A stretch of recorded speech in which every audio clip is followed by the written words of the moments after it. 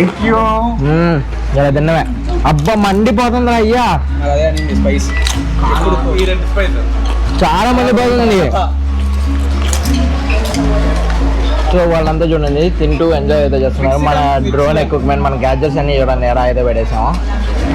Snacks అయితే తినేసి ఇక్కడికైతే వచ్చాను, లైక్ లేక్ దగ్గరికి. అండ్ నా వెనకాల చూడండి మంచం అయితే ఉంది.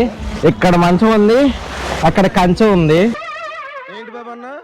ఇక్కడ మంచం ఉంది, అక్కడ కంచె ఉంది. అండ్ లేక్ వ్యూ అయితే ఇలా అయితే ఉంది, సూపర్గా అయితే ఉంది కదా. సో రాత్రిపూట ఈ మంచాన్ని అయితే యూజ్ చేస్తూ ఉంటారు. సో ఎందుకో తెలియదు నల్లగా అయితే అయిపోయింది, సాల్ట్గా కూడా ఉంటుంది అనుకుంటా అదైతే.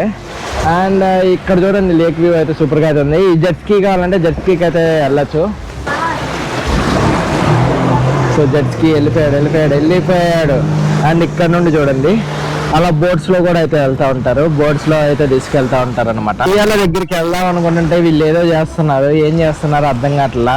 సో ఇందాక నుంచి ఆ వాటర్లోనే తింటున్నారు, వస్తున్నారు, పడుకుంటున్నారు. అండ్ మీకు ఎవరికైనా అర్థమైతే ఏం చేస్తున్నారో కింద కమెంట్స్లో అయితే కమెంట్ అయితే చేయండి. నాకైతే అర్థం కాలేదు.